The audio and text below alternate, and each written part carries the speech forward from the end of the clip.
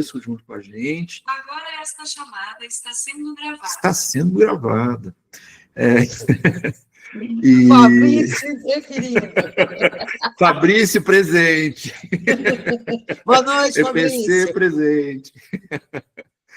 E de curso Psicanálise da Adolescência, de grupo Psicanálise da Adolescência, de evolução disso para o núcleo, e agora a gente já está... Acho que tem um intermediário aí, que depois do curso, depois do grupo, depois do núcleo, a gente fez os seminários. A gente está indo para o 3º seminário do NEPA esse ano. Eu acho que assim, é um negócio importantíssimo. E vai rolar em outubro, provavelmente. E agora culminou nessa extensão, nesse lato sensu, focado especificamente nessa clínica, né? Então, é uma provocação que está atravessando muito tempo, né? Mas eu acho que eu estou bem empolgado, viu, Kelly? A gente está, assim, com docentes muito bons, com pessoal extremamente implicado na clínica. São pessoas, assim, de níveis, assim, doutores, mestres, assim, que conversando, trocando entre nós, assim, são pessoas extremamente implicadas na clínica, né? E é uma clínica plural também, né? Porque a gente tem lá, cada docente tem a sua linha de estrutura educacional. Então, vamos lá com o Sandro e com mais alguns, focando em Ferenczi, Winnicott e Ferenczi. Mas tem docentes que vão trazer um pouco de Lacan para dentro desse caldo. Tem outros docentes que vão trazer construções sociais ali de outros lugares também. Então, acho que um dos grandes motivos assim, para a gente ter montado a pós é tentar encontrar lugares de olhares diferentes, lugares de fala que são importantes dentro da clínica, né? Porque, de uma forma geral, já começando a entrar aí no nosso assunto, a clínica psicanalítica é uma clínica bastante eurocêntrica, né? Então, foi focada na Europa, são dilemas da Europa, 1900 e tudo mais, etc. Só que a gente tem que trazer muitos dos contextos para cá, né? Então, existe uma problemática para cada um dos países e que a gente precisa se apropriar também. Então, não que Freud não seja importante, ele é basilar para nós. Mas a partir de Freud, contexto dos nossos próprios traumas sociais, por exemplo, questões de racismo, questões de gênero, classes sociais, aí a gente tem que ampliar esse debate, porque se a gente vai acolher um adolescente, a gente precisa ampliar trazer essa visão plural, né? Então, acho que pode ser bastante interessante, pode ser bastante rico. Vamos começar? Acho que a gente pode bater esse papo. É uma aula leve, é uma aula sossegada, é uma aula direcionada, é uma aula de amplitudes, mas inicialmente obrigado demais por vocês estarem aí. Estou vendo várias carinhas conhecidas, estou muito feliz que vocês estejam aqui. Além de tudo, queria dar um bem-vindo muito grande aos novos integrantes da formação, a partir da T33. Não sei exatamente quem são vocês, mas se vocês quiserem levantar a mãozinha ou fazer algum sinalzinho. Não, é a Juliana. E sejam muito bem-vindos. Talvez tenhamos algumas pessoas que ainda não estão na formação, então sejam bem-vindos também. Hoje é um pequeno exemplo. A IPC é muito ampla na questão dos psicanalistas envolvidos. Eu sou um desses psicanalistas, vocês vão me ver muito atrelado a questões de cultura, contemporaneidade e adolescência. Então, esses são os contextos nos quais eu caminho mais na minha organização de transmissão. Então, sejam bem-vindos, caso vocês estejam interessados numa formação. A IPC tem um corpo assim, muito importante de psicanalistas envolvido com uma ética da psicanálise. Somos assim, muito próximos a respeito de como nós vamos fazer essa transmissão em uma forma assim, que a gente possa trazer um adensamento dentro do contexto básico da psicanálise, mas que vocês saiam dessa formação minimamente com um conhecimento para dar continuidade a ela, porque parte da jornada psicanalítica é não terminar a jornada psicanalítica.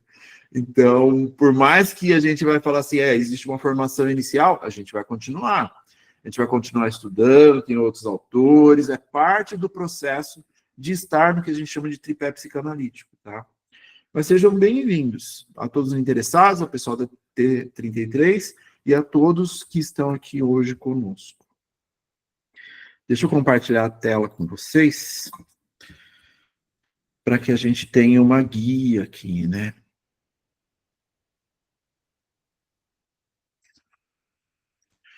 Então vamos lá, eu sempre monto essa guiazinha aqui, eu sou uma pessoa bastante visual, uma pessoa que foca bastante em estruturas visuais, me ajudam a caminhar, principalmente porque eu venho da comunicação, né? Então a psicanálise permite essa pluralidade de ideias também. Então a formação de vocês prévia, não necessariamente da psicologia, ela pode ser muito rica para a construção das trocas que podem acontecer a partir do set analítico. Como nós estamos falando de subjetividade, a gente também fala de desejo. Então, a psicanálise ela é permeada por esse discurso do que eu quero, do que eu posso eventualmente querer, do que eu queria, das relações do que a gente chama de desejo. Então, essa visão ampla de outras formações dentro de uma formação psicanalítica, ela só deixa todo o debate, todo o discurso e principalmente todo o acolhimento mais rico. Então, o meu lugar primário, assim, é da comunicação. Eu atuei com comunicação e publicidade durante muito tempo. Eu estou há bastante tempo na psicanálise também, não só como um professor, não só como alguém que constrói conteúdos, mas também como analisante a partir dos meus próprios dilemas. Então, a visão particular de vocês, nesse sentido, essa construção identificatória, essa percepção de construção de setting a partir da visão dos nossos analisantes, ela enriquece o setting analítico. Então, os nossos colegas psicólogos, nossos colegas psiquiatras, a gente vai trabalhar junto com eles na manutenção desse acolhimento que a gente deve fazer para os nossos analisantes. E não se enganem, mesmo nós estando no setting analítico, os nossos analisantes, eles possivelmente estarão tomando remédios, e talvez, em alguns momentos, nós precisaremos do auxílio do TCC, da psicologia, ao mesmo tempo que eles também precisam de nós em alguns momentos. Então, eu gosto muito de pensar nessa pluralidade da clínica, dessa interseccionalidade entre as atividades, para que, na verdade, o nosso analisante seja o melhor acolhido possível. Então, a IPC preza bastante por isso. Eu sou uma pessoa que tem isso na minha estrutura discursiva, então vocês vão me ouvir falar muito sobre isso. Dentre as coisas que vocês vão me ouvir falar, como eu disse anteriormente, eu sou uma pessoa muito focada em Freud, eu sou uma pessoa muito focada em Sandor Ferenczi, que é um psicanalista que caminhou literalmente junto com Freud. Ele não é um cara muito conhecido, mas ele é um cara extremamente importante. E junto com isso, alguns autores da contemporaneidade que lidem com questões do social, que lidem com questões da cultura em si, numa visão expandida, e principalmente que tenham essa abertura para quando a gente olhar para o sujeito adulto, na psicanálise a gente faz essa busca dessa criança no adulto. A gente busca sempre a criança, porque, segundo a psicanálise, a nossa formação inicial, ela se deu nessa infância. Só que quando a gente fala de psicanálise mais clássica, quando a gente fala de psicanálise mais ortodoxa, a gente sempre vai falar do adulto e vai falar da busca dessa criança. Mas o que tem no meio disso? No meio disso, a gente tem algo que nem existia do jeito que a gente conhecia, que a gente conhece agora, chamado adolescência. A adolescência é uma coisa muito jovem. A adolescência cresceu com a liberdade cultural, com a possibilidade da gente poder ter um poder de fala diferenciado, para questões de consumo, para questões de entretenimento. Então, esse adolescente que a gente conhece hoje, ele não existia na época de Freud. Eram basicamente pré-adultos. Eram momentos em que aquela criança, biologicamente, ela passaria para um outro lugar a partir de determinados marcadores que tinham a ver com questões biológicas. Então, os garotos, a partir de determinados momentos relacionados às suas próprias ereções, e as meninas, a partir do momento da sua primeira menstruação.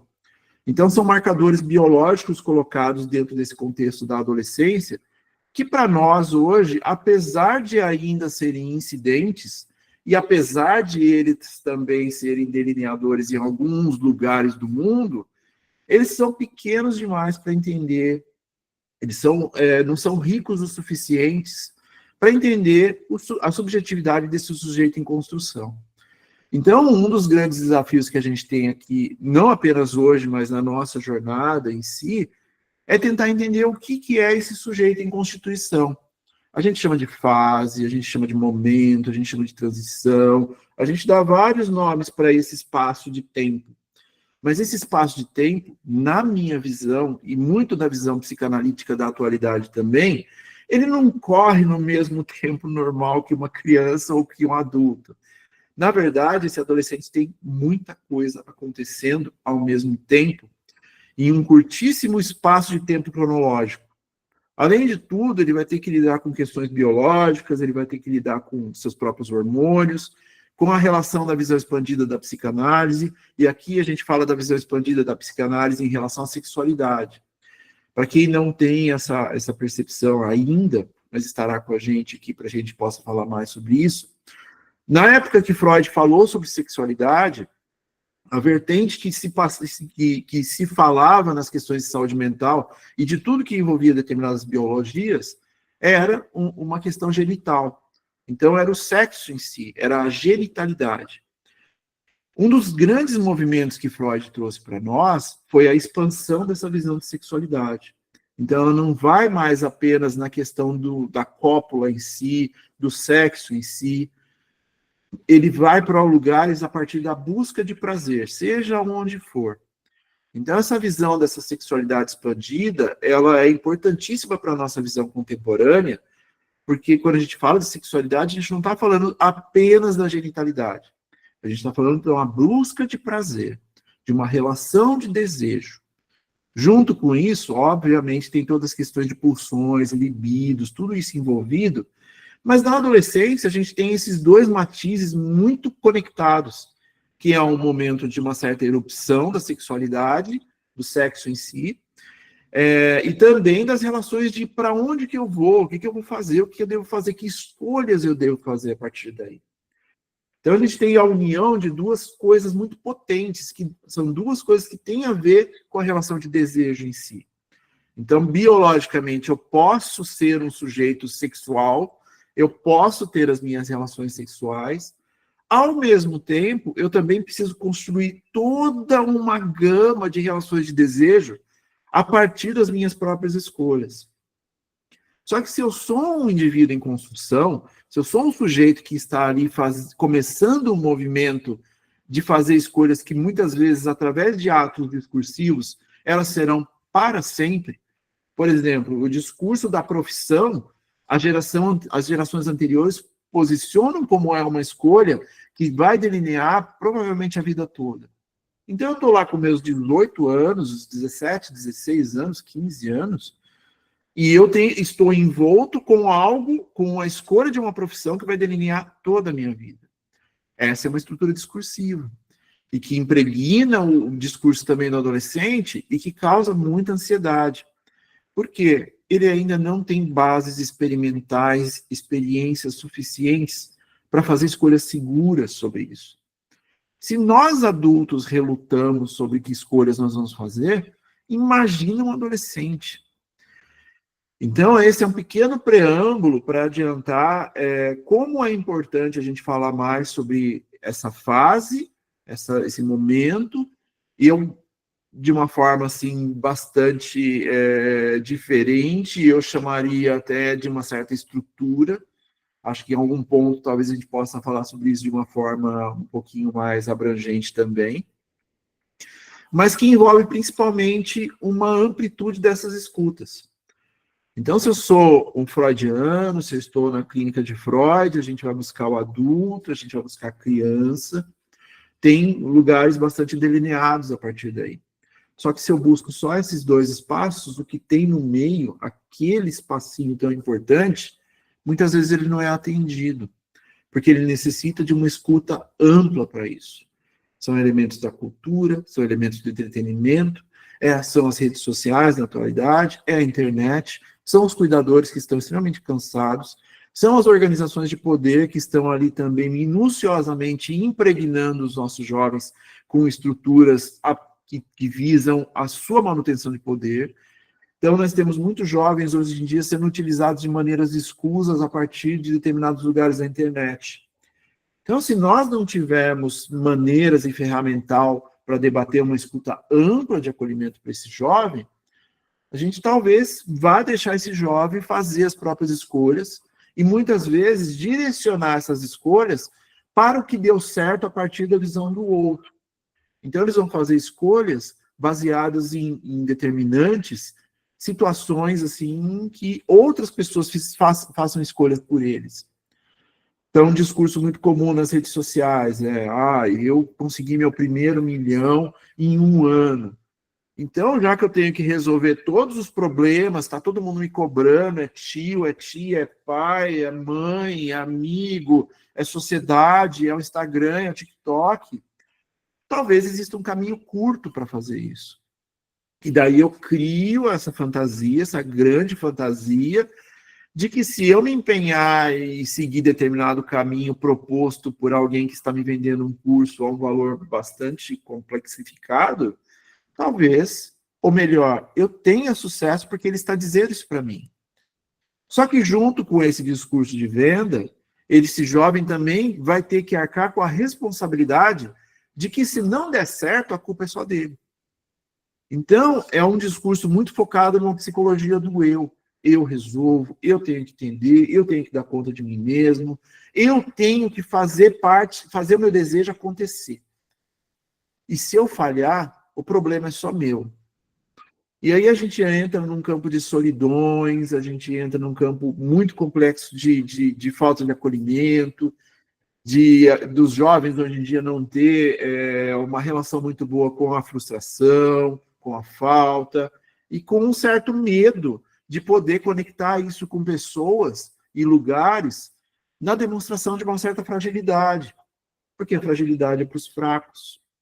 A fragilidade na internet, o que ela é? Muitas vezes o algoritmo abusa da fragilidade das pessoas porque elas dão view, elas dão visualizações, elas dão o tal do engajamento. Então, se hoje eu ando com o celular na mão o tempo todo, as coisas acontecem, e talvez se eu fizer alguma coisa errada, alguém vai estar filmando, e daí ele vai colocar na internet, e o que fica na internet muitas vezes é eterno, pelo menos eterno até esse momento. Então, eu não quero me sujeitar a esse tipo de experiência. E eu não querendo me sujeitar a esse tipo de experiência, que tipo de experiência eu vou me sujeitar? E daí eu vou para o ambiente digital. Eu não mostro o meu rosto, eu não escrevo o meu nome, eu uso um avatar, eu uso um desenho de desenho japonês, alguma coisa assim. Eu invento um nome e eu tento construir uma percepção de mim digital, onde ali eu não me responsabilizo, porque ali não sou eu, é só uma representação de mim. Isso tudo permeia toda uma construção de solidão, assim, muito complexa que a gente encontra no jovem hoje em dia. Então, o que antes era não chore, você não pode chorar, o homem não chora, hoje isso a gente coloca essa frase num lugar muito mais amplificado a partir de formas de exclusão do próprio adolescente do discurso que ele deveria estar participando. Então, ele tem medo disso, ele tem medo de se mostrar, ele tem medo de se posicionar. E quando ele consegue fazer isso, é totalmente arquitetado, e não com uma percepção de relação com outras pessoas. É simplesmente do posicionamento em relação a um possível espelho. E as redes sociais vão tirando o jovem desse discurso. Só que, intrinsecamente, nós somos pessoas sociáveis. Nós vivemos num campo coletivo. Eu só existo na percepção da existência do outro. Então, por mais que a gente fale de singularidade, quando a gente está falando de identidade, por exemplo, muito do que a gente faz é para uma inserção coletiva. E quando eu deixo de me inserir coletivamente, eu deixo de ter essas experiências relacionais. Então, tudo isso para dizer que a internet capturou esse sentimento, a internet, na função das redes sociais principalmente, construiu esse lugarzinho onde, teoricamente, o jovem está seguro. E a gente é incidido o tempo todo por esses discursos de que isso acontece. Só que quando essas coisas são escancaradas, quando a gente vê as notícias, a violência perpetuada a partir desse isolamento, a gente começa a se assustar, né? Só que a gente se assusta, a gente coloca isso para fora na rede social, a gente compartilha alguma coisa, mas não necessariamente fez algo. Alguns meses atrás, a gente teve o furacão que foi a série Adolescência. 4 episódios. Escancarou que o quarto do nosso colega Hugo Ferreira Monteiro, da geração do quarto. Aquele quarto, muitas vezes, ele já não existe mais. Aquela segurança daquele espaço já não existe mais. Os pais dizendo, os cuidadores dizendo, meu filho está seguro dentro de casa, isso já não existe mais. Só que movimento a gente está fazendo posteriormente a esse medo todo, a esse movimento todo que a série trouxe? Talvez a gente não saiba nem o que fazer a respeito disso. Porque a gente fica atado. As nossas mãos estão atadas. Por quê? Porque a gente trabalha demais. A gente não tem tempo. A gente não vive. A gente sobrevive. Ao mesmo tempo, os nossos jovens estão ali precisando dessa conversa, precisando desse tempo, precisando desse momento, seja no silêncio, seja no excesso de barulho. Então, pensar uma escuta adolescente é pensar nessa expansão que precisamos ter a respeito desses lugares onde estamos inseridos. Então, pensando sobre isso, talvez a gente tenha alguns caminhos a serem tomados aí. E eu acho que a psicanálise ela é fundamental dentro desse processo. Quando feita de forma ética, quando feita de forma responsável, e principalmente que vise essa expansão de acolhimento para os nossos jovens. Adianto para vocês que não é uma clínica simples, é uma clínica que envolve um sujeito e os seus cuidadores e as suas relações ambientes. Existem contextos que precisam ser colocados a partir daí. Mas o quanto mais esse discurso do fácil, que a gente muitas vezes se apropria, ele permeia a nossa vida, mais a gente vai se afastando das coisas que realmente importam e que podem ser complexificadas, sim.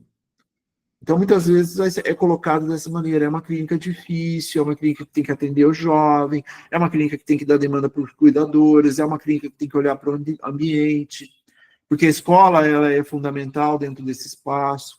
A estrutura discursiva trazida é também uma estrutura de escola, de pedagogia. Então, é uma clínica que a gente precisa se abrir um pouco para ela e que pode, sim, ser transformadora para esses sujeitos. Então, mais uma vez, esse preâmbulo ele é feito porque é uma clínica que é importantíssima para mim e eu acredito que para muitos dos que estão aqui hoje, e para quem não conhece, não tem contato com essa clínica, lembre-se sempre que esses jovens, eles serão os adultos de amanhã. Então, se a gente não minimamente tiver algum contato de responsabilização e de responsabilidade com eles, a gente vai estar perdendo oportunidades muito grandes de fazer efeitos de transformação, não apenas no singular, mas no coletivo.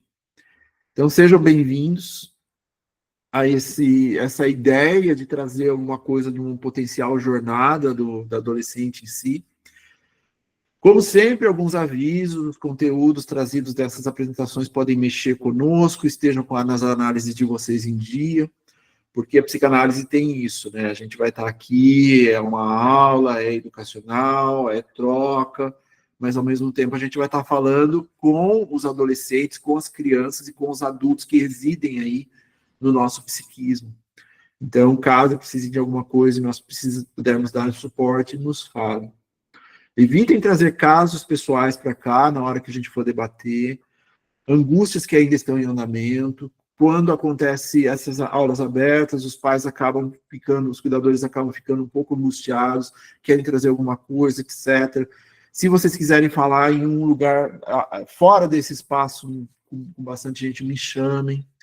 Mas caso vocês queiram compartilhar alguma coisa e perguntar alguma coisa, fiquem à vontade, mas deem uma organizada nas ideias aí antes de fazer esse tipo de exposição. E sejam breves, faltou um JA ali, assertivos e exercitem o poder de síntese em suas pontuações. Por que eu trago isso dessa maneira? Porque quando vocês estiverem no set analítico, esse poder de síntese ele é fundamental. A gente não vai poder ficar tergiversando ali com os nossos analisantes. A gente tem que ir direto ao ponto. A gente tem que ir até o lugar onde deve ser realmente efetivado algum tipo de provocação que faça sentido dentro daquele contexto. Então, exercitar esse poder de síntese, essa pontuação que faça reverberar, é parte de um processo que inicia-se desde os primeiros contatos com a psicanálise. Para quem não me conhece, um rápido preâmbulo também, tá? meu lugar de fala, eu sou um branco hétero cis, eu sou um homem caucasiano, eu sou calvo, eu uso óculos, tenho uma barba branca, eu sou psicanalista, sou escritor, sou professor, sou comunicólogo, eu sou especializado nesse atendimento de adolescentes e também de adultos, sou pós-graduado em semiótica e análise do discurso. Para mim faz toda a diferença a questão da linguagem na psicanálise. Também sou pós-graduado em psicanálise e análise do cotidiano pela PUC. Eu sou coordenador do Núcleo de Estudos e Pesquisas em Psicanálise e Adolescência junto com o Fabrício Tavares, do NEPA.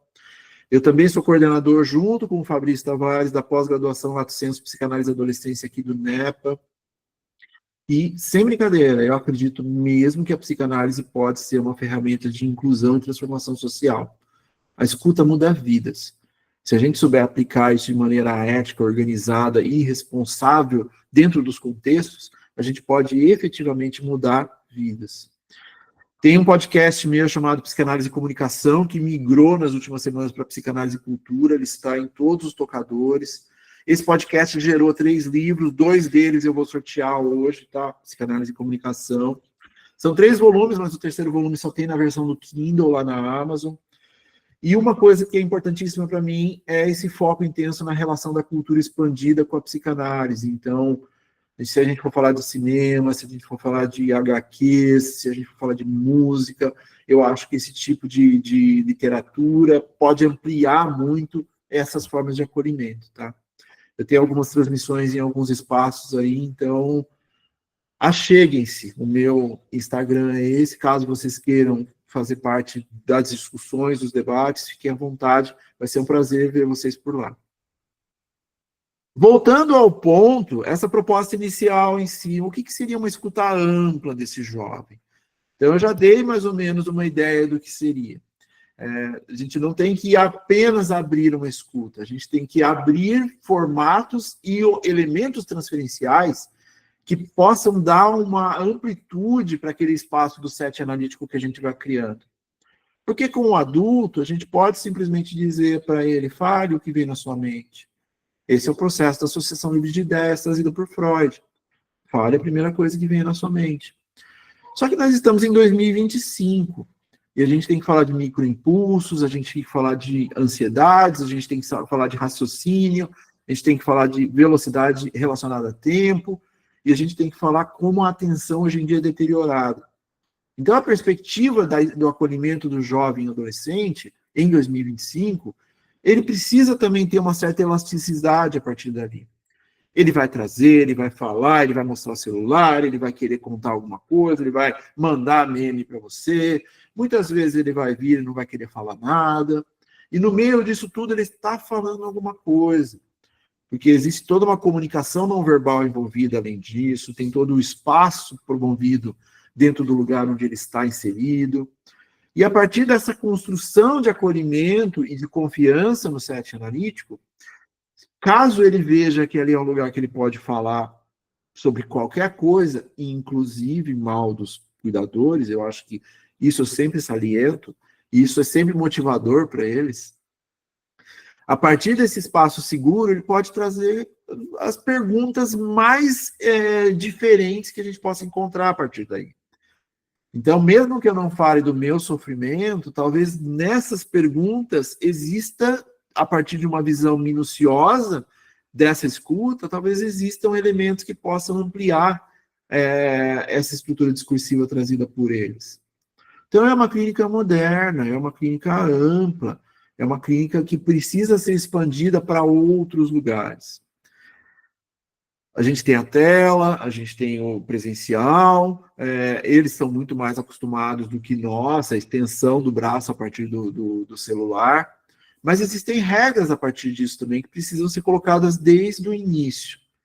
O que eu vejo dentro de um processo inicial com adolescentes? A gente tem que começar desde cedo, desde os primeiros contatos, a imputar a relação de responsabilidade com as coisas. Então, é diferente, a gente vai estar aqui, mas tem certas regras. Existe ordem. A gente tem horário, a gente tem porquê, a gente tem toda uma construção que precisa ser colocada a cada sessão ali. E esse processo de responsabilidade também vem na relação com os cuidadores. Os cuidadores vão achar, muitas vezes, que você vai falar tudo para eles o que foi dito no setting. Você não vai falar absolutamente nada. Você vai guardar isso e vai organizar o sentido da clínica e levar para os cuidadores o que realmente importa para impulsionar a possibilidade de abertura dos espaços com o adolescente. Muitas vezes os cuidadores vão olhar assim, mas eu sou responsável, eu preciso saber exatamente o que é falado ali. Mas não, ele não precisa saber. É parte de uma dinâmica com eles até, de quebra dessa necessidade constante de controlar os filhos. Então a gente está falando de responsabilizações dos dois lados. A gente está falando que existe uma corda, que existe um cordão umbilical, muitas vezes, que precisa ser cortado. E que ele já está maltratado o suficiente e que ele precisa dessa ruptura para que ambos possam caminhar de acordo com os desejos de cada um. Mas os cuidadores, muitas vezes, eles vão trazer muito das demandas pessoais. Ele não arruma isso, ela não lava isso, ele não faz isso, tal. E, às vezes, isso nem é um grande problema para o adolescente. Ele pode, sim, fazer isso. Mas ele tem outros dilemas que estão atravessando muito mais o seu psiquismo do que qualquer essas outras demandas que, de uma forma bem simplificada, poderiam ser resolvidas. Então a gente precisa entender o cerne disso, a gente precisa entender o que realmente está acontecendo com esse jovem. Por isso essa escuta ampla. Por isso a gente criar a oportunidade de que esse espaço que está sendo construído seja um espaço em que ele se sinta bem para trazer efetivamente qualquer coisa. Lembrando, Freud, a criança naquela época tinha os dilemas pessoais, mas a grande preocupação era trabalho. A grande preocupação era uma formatação de uma família. Hoje em dia, esses ainda são dilemas e premissas fundamentais da construção do psiquismo do adolescente. Entretanto, a gente tem todo esse mecanismo cultural, entretenimento, redes sociais, internet, que estão o tempo todo tentando dizer para ele o que ele deve fazer. Então, eu preciso me dissociar um pouco dos meus cuidadores, eu já não olho para eles do mesmo jeito que eu olhava antes, mas, ao mesmo tempo, para onde eu vou direcionar esse olhar? E aí o adolescente precisa experimentar coisas. Porque se ele não experimentar coisas, ações, vivências, participações, faltas, frustrações, alegrias, tristezas, machucados biológicos, machucados emocionais, ele não vai conseguir fazer escolhas que tenham a ver com o próprio desejo. Então, essa escuta ampla passa um pouco por destituir um pouquinho e historicizar o que era o adolescente na época de Freud. Esse aqui é basicamente, como elemento simbólico, vamos trazer o divã de Freud. Então, esse era o divã de Freud. Essa era a percepção que se tinha de psicanálise na época. Então, deita aqui, o analisante deita, o analista senta na cadeira, e eles não se olham, e falam sobre o que vier à cabeça e tudo mais, etc. e tal. E isso ainda é extremamente válido. Mas existem alguns elementos a partir da tecnologia que fazem com que nossa linha de raciocínio seja completamente diferente. Com um adulto, isso vai funcionar. Com um adolescente, provavelmente não. Precisamos de uma dinâmica diferente, um formato diferente. Porque existe uma comunicação, uma construção, uma linguagem que vai ser construída a partir do singular desse jovem e não pelo regramento proposto pela psicanálise, dessa criação ambiente singular de acolhimento a essa dor específica desse jovem. Então, em algum momento ele vai deitar no divã, seja ele digital, seja ele físico, mas inicialmente a gente tem que se abrir para a maneira que ele tem em organização de linguagem. A gente precisa saber como é que ele vai dimensionar o próprio sofrimento.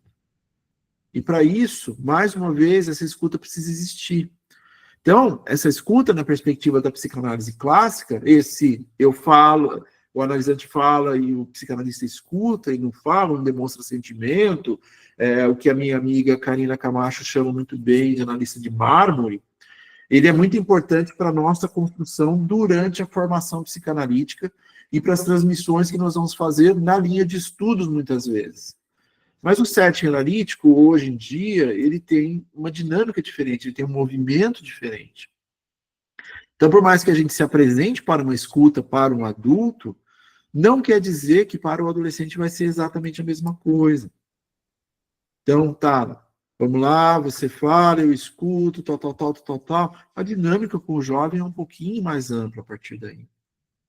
E não quer dizer que a gente não vai usar elementos basilares, ortodoxos, o ferramental freudiano, ele não muda. Atenção flutuante, associação livre de ideias, abstinência, a neutralidade eu vou colocar um asterisco aqui, em algum momento a gente fala sobre.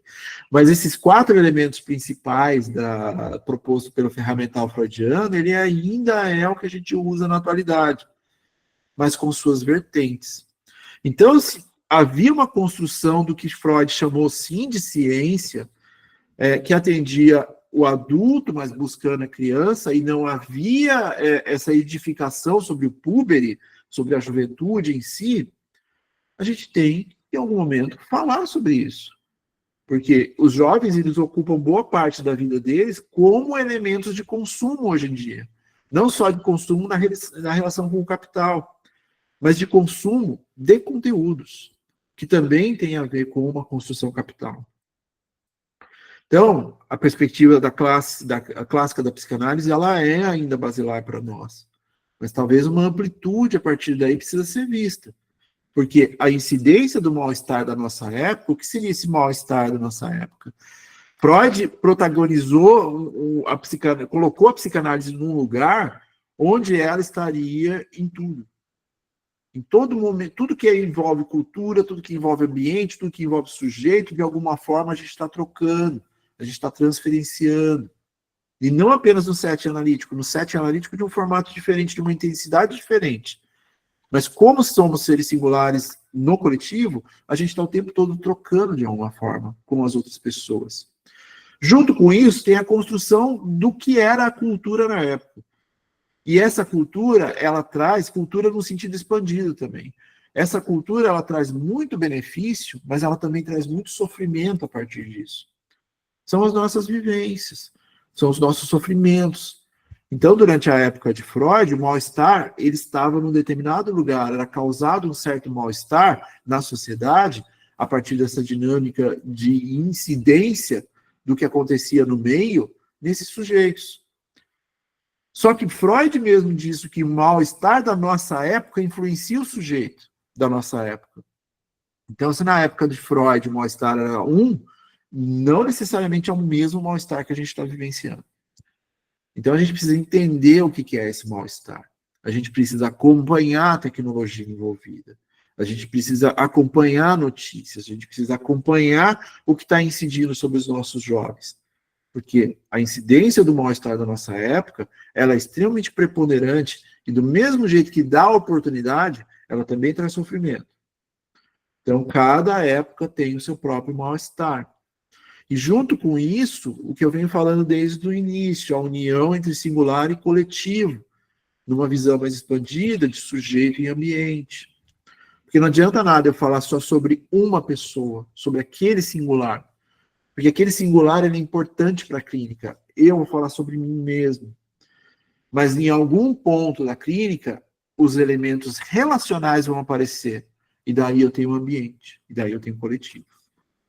Como eu me relacionava com o pai, como eu me relacionava com a mãe, como eu me relacionava na escola, como eu me relacionava de uma série de formas, porque eu existo junto na presença do outro. Então, pensar a análise não é pensar apenas no sujeito, é pensar em tudo que incide em volta dele. Porque desde criança a gente tem esses elementos referenciais, essas propostas de aprendizado a partir dos adultos, a partir dos nossos cuidadores. Então, essa escuta, ela é uma escuta necessária, é uma escuta responsável, mas talvez ela não dê conta do sujeito da atualidade. Pensando ainda nessa proposta inicial, que seria essa escuta ampla, se a gente pensar que o desenvolvimento psíquico dos sujeitos pode ser uma adaptação ambiental primária na infância, que permeia, indo para a linha do adolescente, algo muito importante, que é a busca de identidade. O que sou eu? O que seria eu? O que eu gosto? O que eu não gosto? Eu posso falar algumas coisas que eu posso gostar ou não, mas quando a gente entra em linhas organizadas com o desejo, a gente tem muitas dúvidas. Se é adulto a gente tem dúvida, imagina quando é adolescente. Porque eu vou abandonando muito desses desejos meus durante o meu crescimento.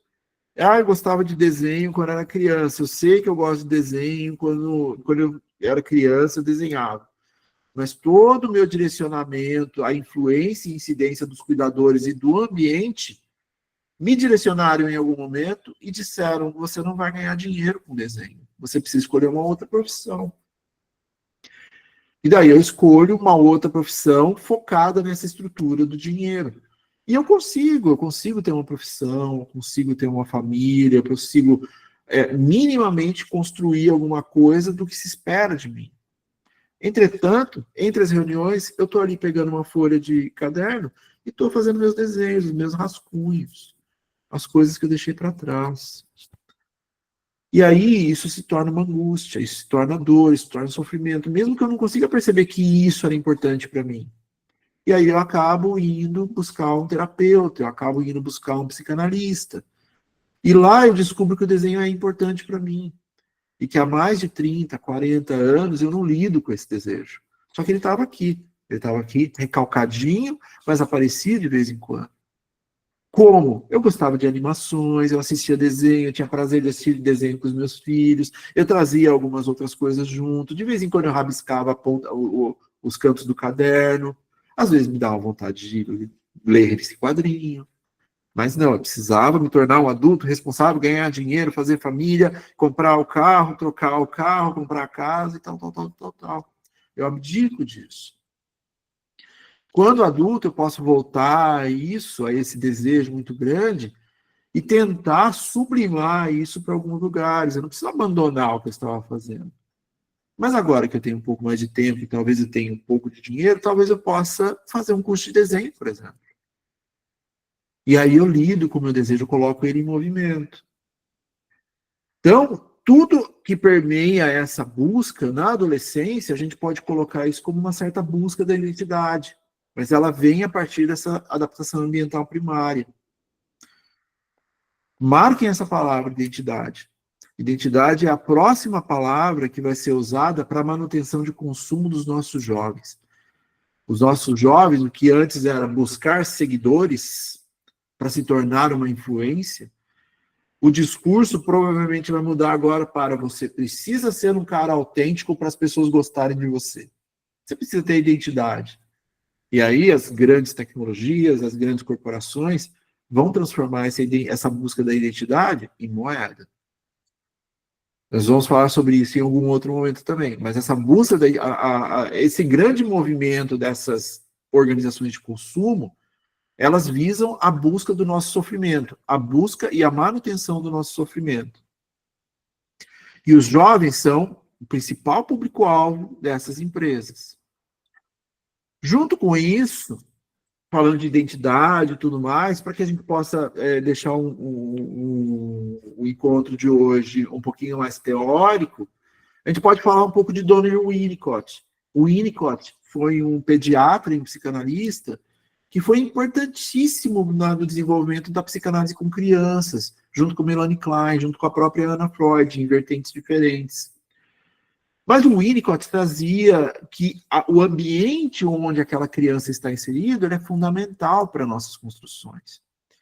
E parte da teoria dele, uma das elaborações trazidas por ele, é o conceito de falso self. Falso self é uma adaptação, é uma máscara que, quando crianças, a gente desenvolve para atender a uma demanda de adaptação excessiva do ambiente, dos nossos cuidadores. Nós vamos mascarar o que a gente realmente gosta, o nosso self, que poderia ser o meu núcleo autêntico e espontâneo da personalidade, e aí eu vou mascarar isso para tornar um outro self atendendo a demanda do ambiente. Olha que potente isso. Eu deixo de ser eu mesmo, na infância, para atender a demanda do ambiente. O quanto a gente não faz isso na visão adulta das coisas. Então, o que seria verdadeiro self e falso self? Verdadeiro self, ele surge dessas brincadeiras, experiências espontâneas, ainda quando bebê, especialmente nos momentos em que ele se sente suficientemente acolhido, tem toda uma organização de acolhimento da mãe, principalmente na teoria de Winnicott, e compreendido pela mãe, o cuidador primário. O verdadeiro self se expressa em gestos autênticos e no sentimento de ser real. O que seria esse falso self? Ele aparece como uma defesa quando o ambiente não é suficientemente bom. Eu preciso deixar de lado o que me deixava autêntico para ser atendido minimamente pelo ambiente. Se a mãe é intrusiva, por exemplo, negligente ou não responde de forma adequada às necessidades emocionais do bebê, ele aprende que precisa se adaptar para manter a relação, suprimindo sua espontaneidade e conformando-se às expectativas externas. Então, desde muito cedo, a gente já está trabalhando com isso, sabe? Desde muito cedo, a gente já está olhando, eu preciso deixar o que eu gosto, o meu desejo, o meu querer, para atender uma outra demanda do ambiente, para que eu possa estar no coletivo. Então, eu deixo muitas vezes meu singular de lado para essa adaptação. Falando em falso self, e indo para uma linha um pouco mais teórica também, o que seria um falso self saudável? Existe essa possibilidade, as adaptações sociais e funcionais que não sufocam o verdadeiro self. Então, eu consigo ser uma outra coisa a partir das demandas de ambiente, mas eu ainda crio uma manutenção do que é importante para mim. Entendem isso? No set analítico, qual a importância disso? O que é trazido pelos nossos analisantes que estão exatamente nesse lugar? Eu só atendo a demanda do outro. O que eu quero? Eu esqueci, recalquei, eu não penso mais. Eu tenho que atender sempre a demanda do meu falso self. Então, seguir regras sociais, estar aí, desempenhar certos papéis, estar trabalhando, ser um ser sociável, estar saudável numa organização social. Só que existe uma patologia, um falso self patológico a partir daí. Ocorre quando o verdadeiro self é tão reprimido que o sujeito vive alienado de si mesmo, com sentimentos de vazio, inautenticidade e, nos casos mais graves, estados psicóticos. A gente encontra muitas pessoas com a potencialidade de um falso self patológico no set analítico. Elas esboçam isso no rosto. Elas querem dizer o que elas querem, a relação de desejo delas, mas elas não conseguem expressar a partir daí. Com muita paciência, construção de setting, acolhimento, essa pessoa vai se apresentar. Porque ela foi tão constituída nesse falso self que ela talvez ache errado pensar com o seu self ideal, com a sua percepção de desejo. E aí a gente vai para linhas bastante amplas a respeito de social, religioso, político hoje em dia, político partidário, vamos dizer, político ideológico, vamos dizer. É extremamente doloroso a gente se distanciar do que é importante para nós. Então, existem minuciosidades na clínica que precisam ser olhadas desde a construção, o adulto ser olhado desde a sua construção como um bebê. Existe uma riqueza a partir dessa jornada, mas que muitas vezes a gente, com processo de pressa, de necessidade, a gente quer resolver rápido. E, invariavelmente, a sociedade de consumo vai fazer com que essas pessoas com essa necessidade tomem pílulas, tomem medicação, sejam medicados. Então, o tempo da análise, ele é um tempo de paciência, ele é um tempo de sessão a sessão, fala a fala, palavra a palavra. Estamos aqui para abrir esses espaços de acolhimento para essas pessoas.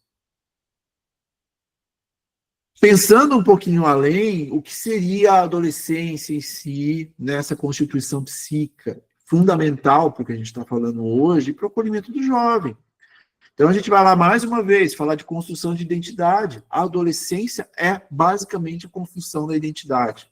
Mesmo que ela ainda não seja a definitiva, e talvez ela nunca seja, que a gente está sempre numa metamorfose, numa transformação, numa certa mutação, a partir das organizações de desejo que a gente lida, e daí tem os momentos de vivências também, bebê, criança, adolescente, adulto, idoso, são estruturas discursivas completamente diferentes umas da outra, com necessidades bem específicas. Mas, invariavelmente, a adolescência é aquele momento de eu querer me posicionar. Então, cuidadores que falam assim, ele usava um monte de roupa colorida, agora ele só usa roupa preta. Neutralidade. Eu ainda não sei o que eu quero. Eu prefiro não me mostrar e usar exatamente as mesmas roupas o tempo todo, exatamente porque eu tenho dúvidas sobre o que eu quero usar a partir daqui. Porque isso pode me definir. Ou então escolhas feitas a partir de construtos da rede social. Talvez isso me sirva, então eu vou ser essa coisa que estão dizendo. Semana seguinte eu vou ser uma outra coisa, semana seguinte eu vou ser uma outra coisa. É o adolescente tentando se adaptar, é o adolescente tentando minimamente essa construção da identidade a partir das suas experiências. Só que isso é visto muitas vezes como chatice, como ela não se decide, ele não se decide, eles não sabem o que querem. Numa semana eu comprei uma coisa, na outra semana eu comprei outra coisa, cada hora ela fala de um jeito, cada hora ela está com um desejo de alguma coisa. Só que se existe essa ebulição, essa necessidade de posicionamento a partir de uma identidade, é claro que vai ficar confuso. Quantos adolescentes já direcionaram, efetivamente, eu quero isso e vou por esse caminho? Devem existir alguns? Devem. Mas muitos desses que fazem isso, eles se tornam adultos que não têm uma conexão boa consigo a partir das bases experienciais do que a gente chamou de falso self. Aí, quando é adulto, ele vai revisitar isso. E daí ele lembra que quando ele era adolescente, ele teve que fazer determinadas escolhas que pareciam dele, mas era para atender o ambiente. Então, a construção da identidade a partir daí é fundamental dentro desse escopo que a gente está trazendo. E, além de tudo, eu tenho que lidar, dentro de uma linha analítica, com teorias que são fundamentais. Então, eu abandono o meu desejo inicial a partir do complexo de Édipo. Então, minimamente segundo Freud, a criança, lá pelos 5, 6 anos, ela tem um desejo incestuoso pelo progenitor do sexo oposto, só que existe uma outra figura do mesmo sexo que é extremamente potente em relação a essa criança. E aí, essa figura também representa as regras. E aí eu abandono esse desejo de estar com esse progenitor do sexo oposto em função de não entrar num atrito com essa outra figura. E aí eu recalco esse desejo. Pode parecer simbólico, pode parecer uma coisa assim, para quem não tem contato constante com a psicanálise, mas para mim o complexo de Édipo é fundamental para a gente falar de adolescência. Minimamente, quantas vezes o menino do sexo masculino tinha um contato muito grande com a mãe durante a infância toda e, de repente, ele começou a grudar no pai, lá por essa idade, 5, 6 anos. E a inversão disso, a menina que tinha uma conexão muito grande com o pai e, de repente, ela vai e começa a ficar próxima da mãe. Se a gente pegar só esse micro recorte dessa possibilidade, a gente já está falando de uma possibilidade teórica colocada na prática. Por que isso é importante? Porque essas relações vão aparecer no discurso do adulto e também do adolescente. Eu tinha uma conexão com a minha mãe assim, assim, assim, mas depois o meu pai, blá, blá, blá, blá, blá, blá, eu tinha uma conexão com o meu pai, independente de questões de gênero, a gente está falando basicamente do que Freud trazia.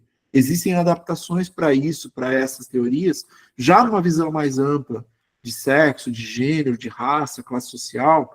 Então, mas o complexo de Édipo ainda ele é muito funcional para a gente entender essa organização de direcionamento de afetos, direcionamento pulsional, se a gente colocar na psicanálise.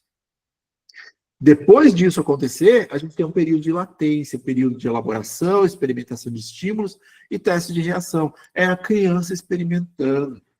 Ela fica mais calma, ela brinca, ela vai para lugares, ela vai para a escola, ela tem experiências relacionais diversas. É ela tentando entender parte do que constitui o seu próprio self.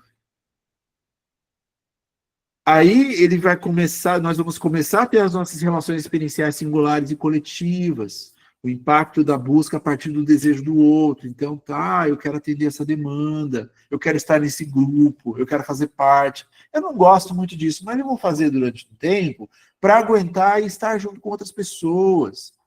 sabe? Pensar esse coletivo é também pensar que a gente vai começar a abdicar de alguns desejos pessoais nossos em relação à troca que vai ter no coletivo. Então, eu não gosto tanto daquele grupo, mas talvez tenha alguma coisinha legal ali que eu possa aprender. Crianças fazem isso o tempo todo. Só que essas experiências relacionais, elas criam marcadores subjetivos e minêmicos nas crianças que ela vai levar para a vida toda. É a partir daí que a gente vai começar a enfrentar melhor as coisas na adolescência e na versão adulta, na nossa versão adulta. Só que se isso é capturado pelas redes sociais, se elas criam essa manutenção desse desejo relacional nosso, como é que a gente vai ter experiências mínimas? Porque o virtual não é experiência, o virtual é impulso. E eu não tenho experiências reais. Experiências reais são experiências táteis. Experiências são no campo do sentir, do olhar, do sentir. Então, minimamente, eu estando num clube, num parque, num jardim, com outras crianças, eu já estou tendo experiências muito maiores do que qualquer ambiente virtual.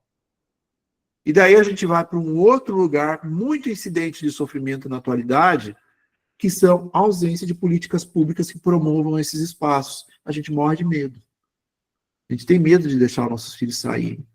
A gente se fecha em condomínios. A gente não tem mais experiências relacionais físicas, biológicas, que são importantíssimas para a nossa construção subjetiva. Junto com isso, na adolescência, aquilo que eu abandonei na infância, ele retorna. Porque se na infância eu não tinha essa potência biológica e emocional e psíquica, na adolescência eu já tenho. Pelo menos boa parte dela. Eu já tenho a altura do meu progenitor do mesmo sexo, eu já tenho o meu primeiro contato com o que poderia ser uma certa sexualidade, eu já tenho hormônios que podem falar mais alto do que a minha racionalidade. Aí eu posso revisitar esse desejo proibido a partir desse possível incesto. Então, a partir desse ferramental biológico, psíquico, ainda o psiquismo ainda defasado de certa forma, mas eu já posso ir escolher alguma coisa similar a isso, o que eu não tive antes. E daí eu quero me relacionar com pessoas. Eu quero ter contato, eu quero ter outras pessoas com as quais eu possa direcionar meu desejo. No sentido mais amplo, já que a gente está trazendo o Winnicott para cá, eu construo objetos representacionais de desejo. Não é o desejo em si. O desejo é irrealizável. A gente nunca vai realizar. O desejo em si mesmo, aquele desejo inicial, ele é um desejo que nunca será alcançado. Mas a nossa perspectiva de psiquismo saudável é continuar colocando esse desejo em movimento a partir de outros objetos. A nossa libido, o nosso desejo em nós mesmos, ele causa um movimento muito ruim de se sentir. Parece que eu não estou indo para lugar algum. Agora, se eu construo bases sólidas e saudáveis de relações de frustração e ganho, eu me permito ter outros objetos representacionais. Então, na adolescência, tem todo esse impacto desse retorno. Eu já não olho mais para os meus cuidadores como eu olhava como criança, com medo, com respeito. Eu quero me dissociar disso, eu quero ter a minha própria vida. E meu corpo está dizendo que eu posso. Meu psiquismo está começando a dizer, vai lá. Só que isso também, ao mesmo tempo que me coloca num movimento constante de ansiedade, muitas vezes me coloca num lugar onde eu não me movo, exatamente porque eu estou sentindo demais. Então, a clínica do adolescente tem toda essa riqueza que muitas vezes não é falada, não é colocada. Existe teoria e prática abundante para a gente falar sobre isso. Dentro dessa construção, dessa constituição psíquica de si, uma coisa que aparece muito numa estrutura discursiva são as escolhas. Eu tenho que fazer escolhas. Faça escolhas, meu filho. Você precisa escolher alguma coisa. Meus pais, meus cuidadores estão dizendo, eu preciso escolher algo. Escolha o tempo todo. E a internet traz isso de um jeito muito impactante. Você tem que fazer escolhas o tempo todo. Vai por esse lado, vai ser por outro, tal. Mas toda escolha envolve uma renúncia. Só que se eu faço escolhas baseado no que estão me cobrando de fazer escolhas, eu muitas vezes esqueço da minha identidade. Eu deixo a construção da minha identidade de lado. E aí a ironia disso tudo é que eu faço um monte de escolhas que não estão aliadas com a minha identidade. Ou pelo menos minimamente com a construção dela. Então, a via que se faz hoje em dia é de fazer escolhas para buscar uma identidade. Então, eu busco essa identidade a partir dessas escolhas no modelo atual. Mas sabe o que seria potencialmente mais saudável? Eu primeiro constituir uma identidade a partir do meu desejo e a partir daí fazer escolhas. E sabe o que é irônico? Isso existe. Só que isso existe numa base elitista da sociedade. Você vai em escolas Montessori, por exemplo, é isso que acontece. Ele vai escolher o caminho dele a partir dos interesses dele. Ele não vai ter português, matemática, geografia, história e tal, no sentido de ele tem que minimamente se tornar um profissional de alguma área. A relação de desejo, ela é muito mais importante do que parece. Então, a gente encontra o jovem no set analítico, dentro desse espaço da relação de escolhas, de uma necessidade constante de escolhas, e vão aparecer as necessidades de identidade. E talvez no set a gente possa fazer essa reversão, ou minimamente fazer com que elas trabalhem juntas em algum aspecto. A cobrança dos cuidadores, a cobrança da sociedade. Mas espera aí, deixa eu respirar um pouco e ver se eu consigo colocar um pouco de mim dentro dessas escolhas. Ah, não vai te dar dinheiro, isso não dá dinheiro, tal. Você não vai conseguir sobreviver, você precisa comprar casa, seu pai comprou a casa não sei quando, seu avô tem não sei o que, não sei o que, não sei o que, não sei o que. Calma, respira. Vamos ver que caminho a gente vai seguir. Então, eu acho que existe uma riqueza muito grande que pouco é falada a partir dessa clínica. Que é uma clínica que automaticamente pode auxiliar cuidadores de uma maneira bastante ampla. E aí a gente não auxilia só cuidadores, a gente auxilia pedagogos, a gente auxilia o ambiente da escola, a gente auxilia manutenção de estruturas de entretenimento que façam sentido, e a gente potencializa a produção artística muitas vezes, porque os jovens estão sendo colocados num outro lugar, um lugar o tempo todo de uma manutenção de consumo. E mesmo eles querendo ter algum contato com uma base artística, eles não estão se permitindo exatamente porque eles precisam fazer 1 milhão antes dos 30 anos. Então, tem muito campo para ser explorado, tem muita coisa para ser falada e tem muita coisa para ser percebida a partir daí. Já me direcionando para um caminho final disso, a minha proposta, junto com o NEPA, junto com o GPA, junto com os estudos, e principalmente junto com as trocas e com os analisantes relacionados à adolescência, é tentar encontrar em vocês, pares, suporte para que a gente possa se ajudar nessa manutenção mais ampla, dessa expansividade, dessa escuta. E tem bastante gente implicada. O NEPA é um grande, um grande motivador desses espaços. Então, eu construí basicamente assim, uma ideia do que poderia ser uma jornada psicanalítica do adolescente, mas tudo é mutável, tudo é reorganizável a partir daí. Só que junto com isso, existem responsabilizações e coisas que permeiam o nosso próprio self. Então, a importância do acolhimento plural em uma época de intenso desenvolvimento psíquico. Se a gente colocar preconceito junto com isso, se a gente colocar as nossas linhas de desejo como se fossem linhas de desejo dos nossos filhos, se a gente não minimamente parar de entender que é uma época extremamente complexa para esses jovens, a gente está perdendo oportunidades de acolhimento desses sujeitos. É uma clínica extremamente importante, mas ela precisa ser vista como uma clínica plural. Vai haver, sim, conversa sobre gênero. A gente precisa falar minimamente de educação sexual nas escolas. Esses jovens estão sentindo o impacto das nossas ausências. Ai, mas o meu filho, ele está falando que gosta de pessoas do mesmo sexo e tal. Vamos acolher, vamos conversar, vamos elaborar junto. Vamos trazer isso para determinados lugares em que a gente possa pensar, inclusive, junto com eles. Porque, na verdade, eles estão ali num turbilhão de hormônio, de sentimento, de sensação, de mudanças psíquicas, de se dissociar daqueles cuidadores que eles respeitou 12, 13, 14, 15 anos da sua vida. e que agora ele olha e fala assim, eu preciso de outra coisa, não sei o que, mas eu preciso. Então a pluralidade dentro desse contexto é fundamental. A representação de si a partir da visão do outro impacta pela manipulação das redes sociais. O que a gente está vendo é isso. São os nossos jovens que acham que tem que ter um corpo perfeito, que não podem colocar, que devem, na verdade, muitas vezes, estruturas de controle a partir daí, colocam homens, colocando a mulher num determinado lugar objetificado a partir da pornografia. As mulheres que não conseguem ter minimamente um contato com pessoas do outro sexo, e aí elas colocam todo o desejo dela em tornar-se influencers ou num consumo extremo.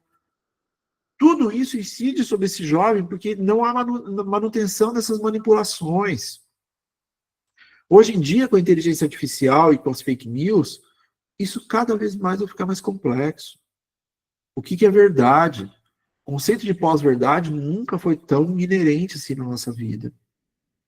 Então, pensar que a gente o tempo todo projetando que o outro sou eu, é eu me dissociando e me distanciando cada vez mais de eu mesmo. Então, a gente está vendo garotos ali que ficam o tempo todo na academia, porque pretensamente ele precisa ter um corpo maravilhoso para atingir coisas que ele não sabe nem o que é. Garotos que têm que comprar coisas de marca o tempo todo, porque a representação do iPhone é mais importante e talvez diga algo sobre ele que ele não consegue dizer. E aí os pais vão lá, parcelam em 24 vezes. Tem muito sofrimento envolvido nisso. O imagético mais proeminente do que o sentir. A relação com as superficialidades. A gente fala muito do imagético. O imagético substitui esse sentir.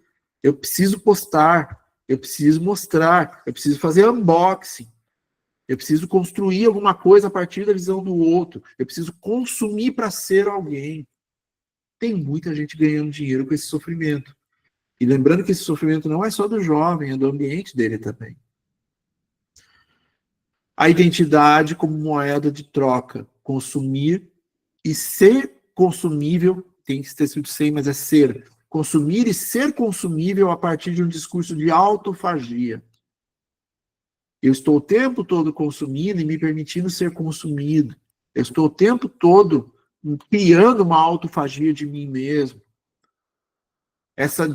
Essa maneira de posicionar o eu como um rei, eu dou conta, eu faço, eu aconteço, você não precisa de ninguém, você não precisa chorar, você vai dar conta, você não é frágil, é ficar olhando para o espelho e falar, você consegue, depende só de você. E a realidade disso é dor, a realidade disso é sofrimento. Então, propondo um pouco mais dentro dessa jornada em si, é pensar um pouquinho o que a gente poderia fazer em termos provocativos. Então, utilizar minimamente as bases elementares da psicanálise para a constituição disso que a gente vai vir a chamar de adolescente. Então, a psicanálise ela é fundamental para esse processo. A psicanálise ela é basilar para o que a gente está falando. E ela será utilizada dentro de uma contextualização a partir disso. Junto com isso, a gente tem que entender que o jovem ele ainda não é responsável por si próprio. Os cuidadores eles têm responsabilidade nisso. Então, tem todo um ordenamento jurídico que envolve o jovem mais os cuidadores. Então, a construção do regramento, das leis, das regras. Existe o Estatuto da Criança e do Adolescente, que ainda é prevalecente, é muito importante para nós em termos de desenvolvimento. Então, a gente alia ali a base da psicanálise com uma responsabilidade jurídica a partir daí. Junto com tudo isso, conhecer essa historicidade desse jovem. Ele não existia algumas décadas atrás. Ele é novo.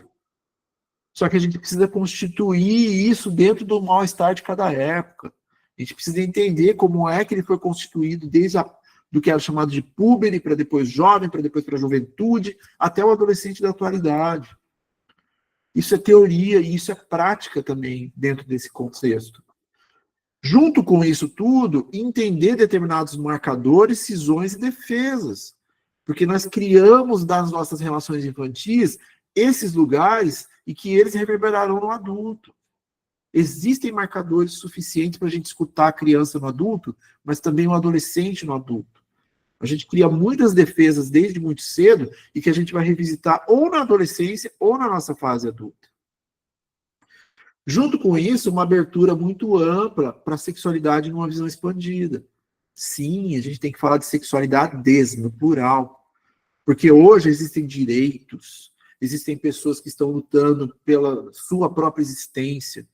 E existirão muitas dúvidas dos nossos jovens para que isso seja encontrado de uma forma positiva. E não que ele vá no Google e encontre um monte de lixo explicando situações a respeito de genealogia, de gênero em si. Existe uma responsabilidade nossa como adultos para atender essa demanda que é extremamente confusa. A incidência do ambiente, eu falei demais disso hoje, de como é importante essa visão coletiva, essa visão do ambiente, como é que foi formatado esses sujeitos, porque, lembrando, no set analítico vão haver muitas vezes 2 adultos, mas também essas crianças, de cada um desses adultos vão conversar entre si. E muitas vezes os adolescentes desses adultos falarão entre si. E muitas vezes o adolescente analisante vai falar com o nosso adolescente também. Então, questões de ambiente são fundamentais para o que a gente está tratando aqui. A relação das frustrações e experiências a partir daí. Vou me frustrar, vou ganhar, mas às vezes eu vou perder. E tudo bem. O importante é eu me propor a experienciar as coisas. É eu me colocar em movimento. E eu não ficar o tempo todo com medo de lidar minimamente com o meu desejo. Me colocando em movimento, eu lido com o meu desejo. O impacto do eu e das comparações a partir daí.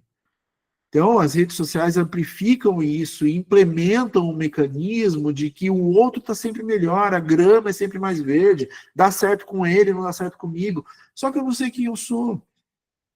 E daí, um que vende melhor, o que faz vídeo melhor no TikTok e que ganha dinheiro com isso, parece que é regra para tudo que precisa ser feito posteriormente. E daí todo mundo vira um construto de cópia e cópia e cópia, sendo que isso não vai dar certo. Formas de linguagem em novos idiomas. Os adolescentes falam diferente de nós. Se nós não nos habituarmos a querer entender esse idioma trazido por eles, a gente vai estar perdendo formas de acolhimento gigantescas. O quanto a gente não escuta dos cuidadores, eu não entendo o que ele fala, ele não fala comigo, ela só se expressa gritando, ele só se expressa no silêncio. A clínica é essa clínica de amplitude, é uma clínica de expansividade, é uma clínica idiomática, é uma clínica que a gente vai usar palavras além das palavras o tempo todo. Cuidadores e suas próprias vivências. Sim, é uma clínica de ambiente, é uma clínica que a gente vai ter que também escutar os cuidadores. Eles vão trazer as experiências deles. Eles vão depositar nesse bebê tudo que eles não tiveram no desenvolvimento deles em termos de psiquismo. Eu vou projetar no meu bebê, eu vou projetar nos meus filhos tudo que eu não consegui. Ele não vai passar pelo que eu passei. E, às vezes, alguns tipos de sofrimento, sim, eles são necessários. Tecnologia como cuidado, a gente está vendo o tempo todo as pessoas falando de IA, a gente está falando de manutenção de terapias a partir de robôs, a gente está falando de chat GPT respondendo por dilemas para os nossos jovens. Então, existe uma extensão da nossa mão a partir do celular e na figura das redes sociais também, que elas são eles são os novos professores, eles são os novos cuidadores, eles são os novos terapeutas. Olha o tamanho da dimensão de poder que a gente está dando para essas empresas de tecnologia. E o nosso jovem ainda não tem esse discernimento, essa visão crítica de mundo. Então, o tecnológico ele precisa sair desse lugar de desempenho a respeito das nossas responsabilidades. Uma outra coisa importante, a relação do jovem com os compromissos. Então, vamos nos responsabilizar sobre as coisas. Ah, mas não é legal, não é isso, etc e tal. Precisamos. É parte de uma construção de um adulto saudável me responsabilizar, sim, pelas coisas. E dentro dessas responsabilizações, também tem a relação com a nossa própria fragilidade. A gente chora, a gente fica triste, a gente muitas vezes perde. Tem jovens que não estão conseguindo lidar com o luto. Eles vão para a internet lidar com o luto. Eles vão jogar para lidar com o outro. O que adoece o mal-estar da nossa época, as incidências de nós mesmos.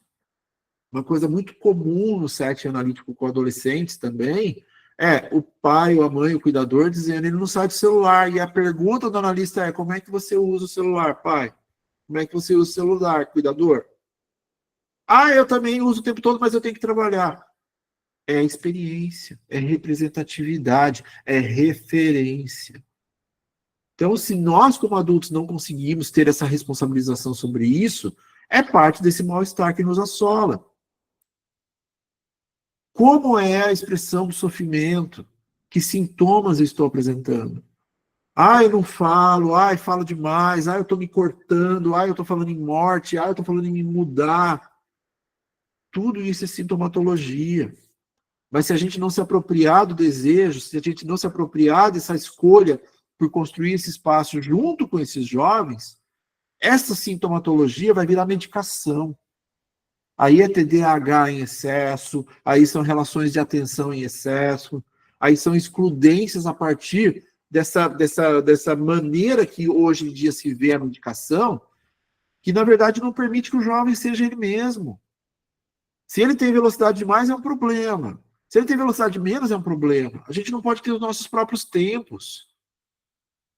Então, entender que sintomas, eles querem dizer alguma coisa, e que o diagnóstico tem uma função, mas ele precisa ser, assim, utilizado na última instância, depois de todas as experimentações, depois de todos os movimentos serem feitos, e não para colocar o jovem prostrado, e como se ele não pudesse minimamente lidar com o próprio desejo.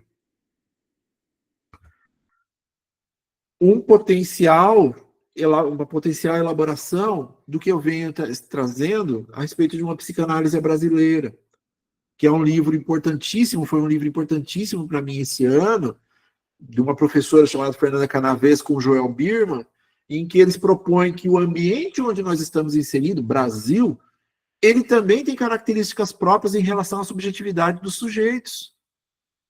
Então, a gente pensar, sim, o nosso ambiente, pensar tudo que nos incide, pensar todos os nossos traumas coletivos a partir daí. O biológico é a referência neural. A gente precisa entender como neuralmente o jovem opera na relação com o psiquismo. A biologia é importante para nós. Por mais assim que a gente não trabalhe com isso, existem já elementos suficientes para que a gente leve a sério as questões neurais. Condições específicas e o que é diferente. Entender que somos plurais, entender que somos diferentes, entender que muitas vezes situações e percepções que não são aceitas de uma maneira social são mais excludentes do que inclusivas. Parte disso é a dinâmica com o jovem também. E a construção dessa pluralidade no acolhimento. A gente tem que estar aberto para outras possibilidades. Então, minimamente, essa jornada proposta dentro desse construto é uma viagem histórica do adolescente até o momento de uma construção de um set analítico que faça sentido com a nossa contemporaneidade. Então, nós acreditamos que a gente consegue abarcar tudo isso em algum momento dentro de uma construção teórica e prática de ideias. Querendo ou não, essa é a proposta inicial da nossa pós. Então, as disciplinas elas foram pensadas para atender essa demanda de construção do sujeito a partir desses discursos, a partir desse acolhimento desse jovem que é muito novo hoje em dia. Então, essas disciplinas, cada uma dessas 18 disciplinas, e nós temos uma 19ª disciplina, que é a construção de projeto, elas abarcam essa construção, essa jornada da clínica com o adolescente. Então, existe espaço. Isso aqui é sim para falar sobre uma pós-graduação que a gente está desenvolvendo, mas é para mostrar para vocês que não é uma fase. Isso aqui é gigante. Isso aqui muda vidas. Isso aqui é a percepção de um outro lugar do sujeito. Então, tem espaços, tem formatos e tem formas de lidar com isso.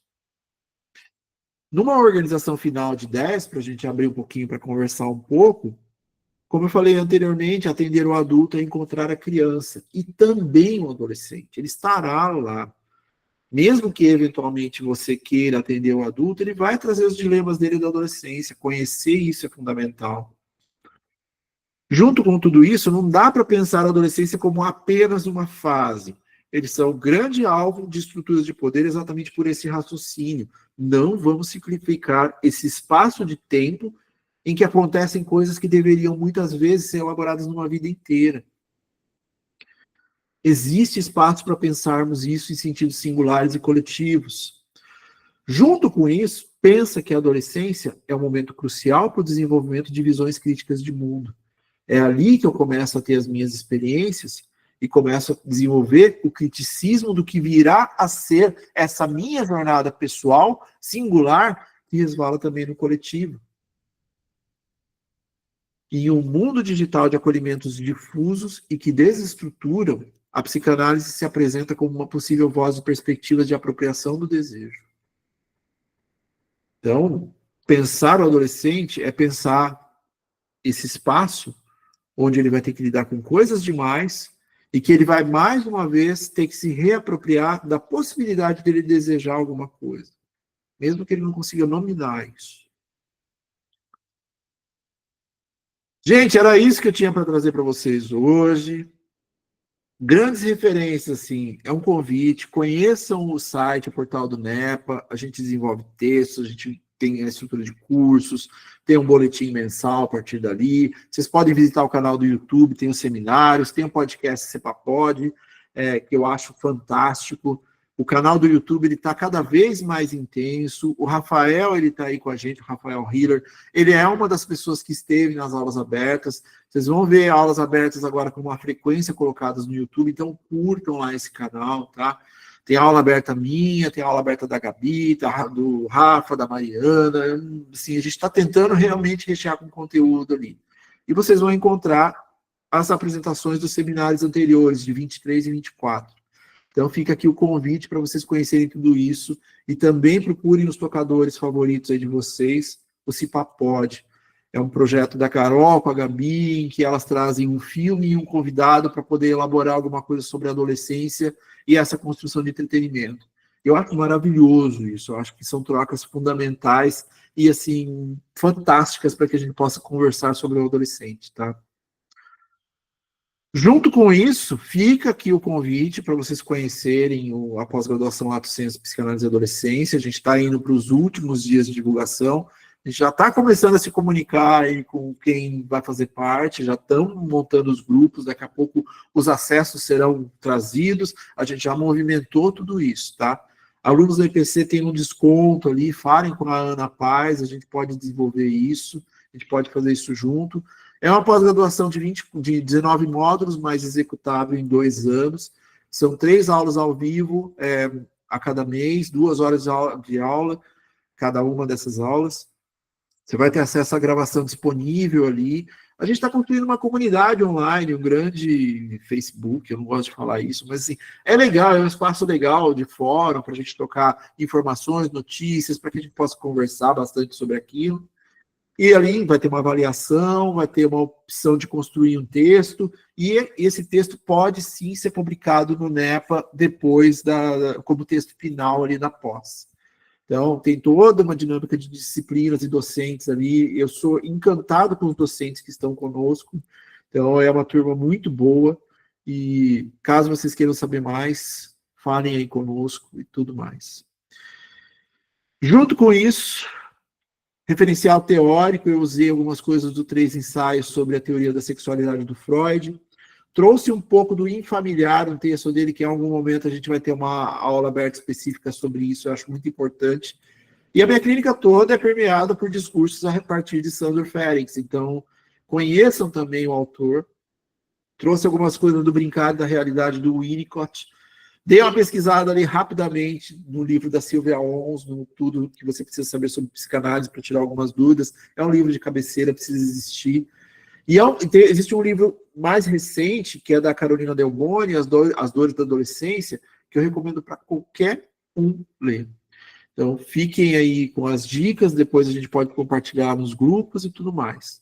Além de tudo, eu trouxe um referencial cultural ampliado, a gente falou de outros lugares, a gente falou de outras formas de acolhimento. Mas é isso. que eu tinha para dizer hoje. Espero que tenha sido útil, espero que vocês tenham gostado. É um prazer gigantesco estar aqui. E fiquem à vontade para a gente trocar, para a gente falar. Mãozinhas levantadas. Perguntas sempre são importantes. Silêncios também são, mas aqui a gente fica pensando, tá? Lilian, fique à vontade. Boa noite. Eu sempre tive uma dúvida Fique à vontade. no que se